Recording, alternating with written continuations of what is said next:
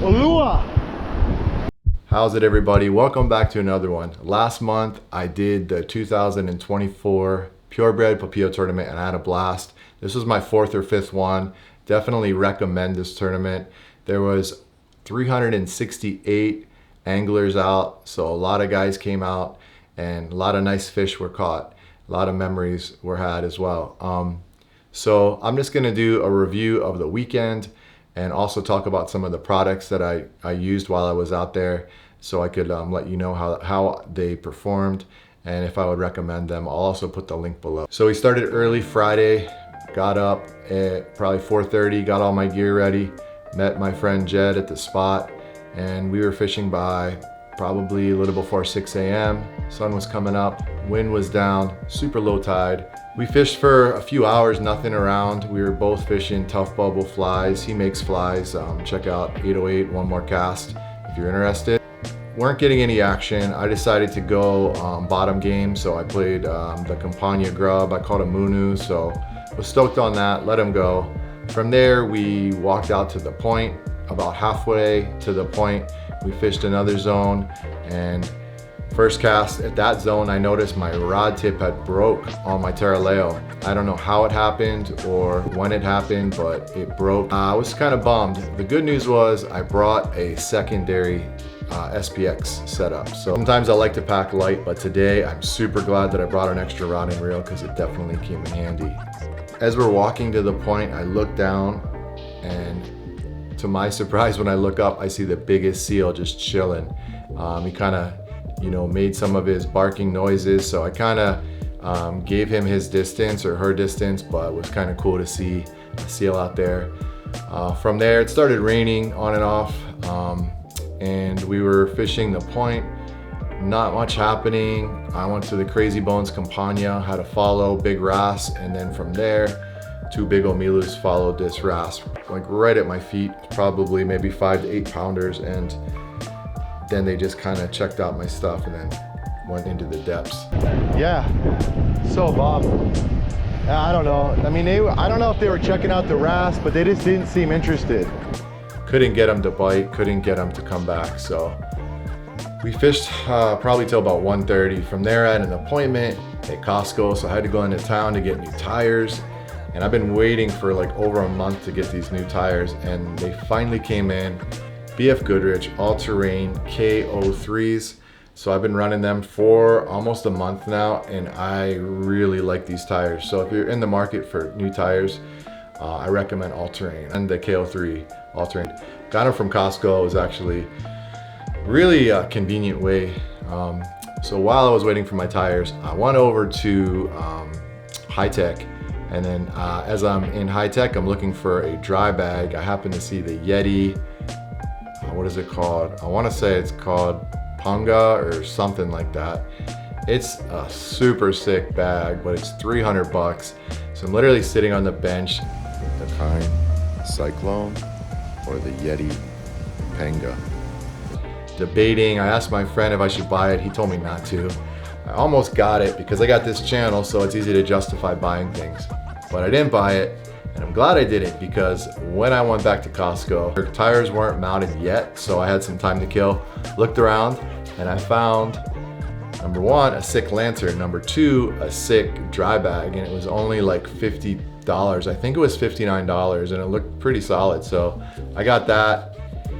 Tires were done.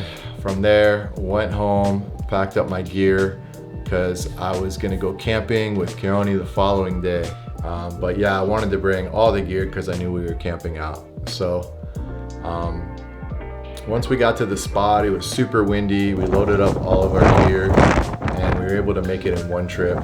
That included everything from tents to rain gear to food to water to, of course, fishing tackle. Waves weren't too gnarly and the tide was rising, so we had a good opportunity to fish till it got dark.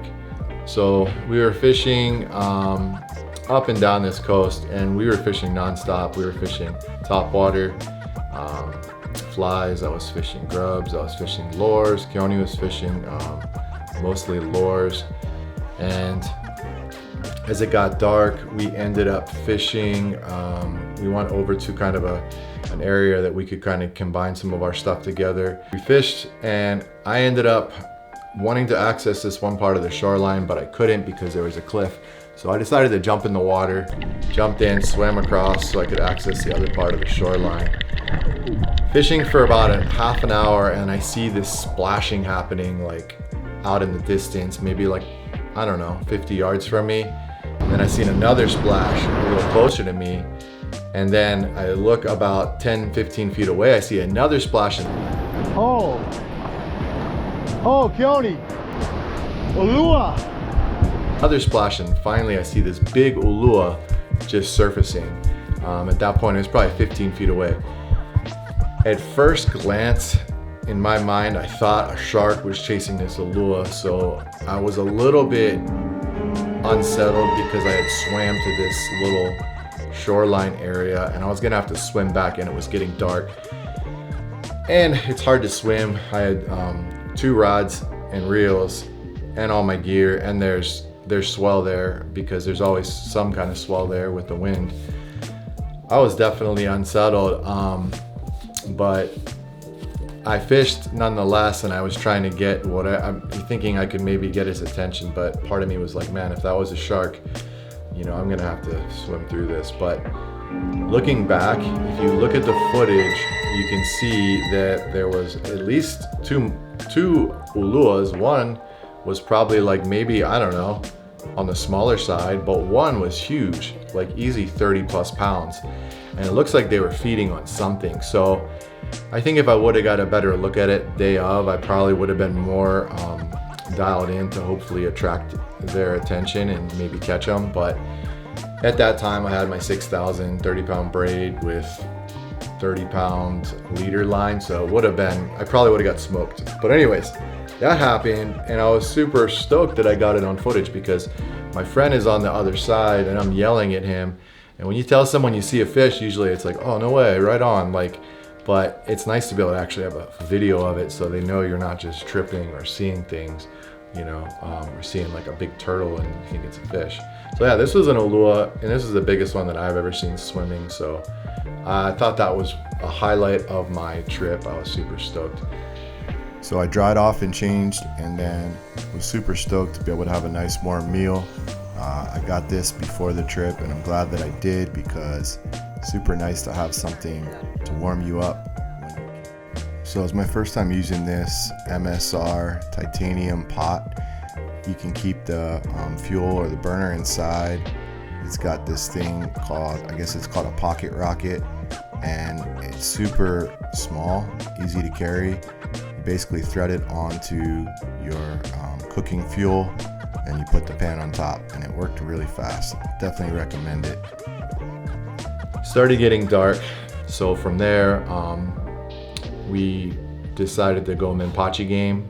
So we actually had caught a lot of bait. We caught a lot of live bait. I threw some live bait out, ended up catching right off the bat. I caught a puhi, ended up letting it go. I caught another one. And the thing about dunking rocky areas is there's always a good chance that the eels are gonna find your bait, and this was the case. So from there, I just went MENPACHI. So I went Flashbomb with an automatic pink fly.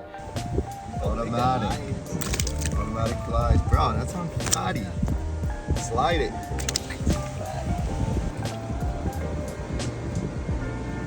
Then we both were catching a bunch of MENPACHI on different sides. We kept a bunch of them, and yeah, I had a blast catching those. We tried to like set up some Alua poles, but it just wasn't a super good setup for that. So we decided to go to bed probably like 1 a.m.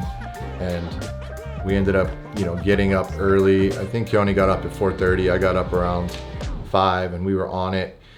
Weigh-ins were at, I want to say 12 noon. We hadn't caught any Papio yet. We both caught a bunch of different fish. Lots of pulpa'as, lots of wrasse, the usual suspects, you might say. Honestly, just as I ended up, because we caught a bunch of MENPACHI, I wanted to make 2 trips up to the truck. So went up to the truck, came back down, fished one last time, took my GoPro off, which I leave my GoPro on all the time. And as I'm rolling up my sleeping bag, I hear Keone yelling, "Oh, Frank." So I knew he was hooked up because I could see him kind of like his tip was down. He was about probably, I'm gonna say 200 yards away from me, all rocks and stuff. Luckily I had my Tabis on, but I didn't have my GoPro on. I ran as fast as I could over there, and like without even thinking twice, I ran, I grabbed the net, went to the landing spot, I scooped up this nice size Omilu.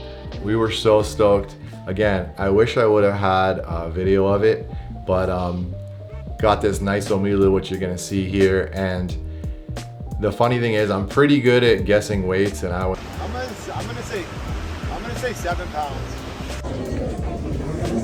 7. Oh, I thought 7. Exactly 7 pounds, 0.2 ounces, so really close to 7.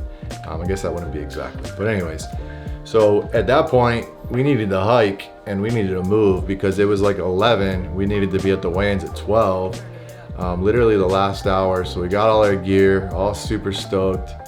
And from there we went to Purebred, and it was cool to see everybody, see all the fish.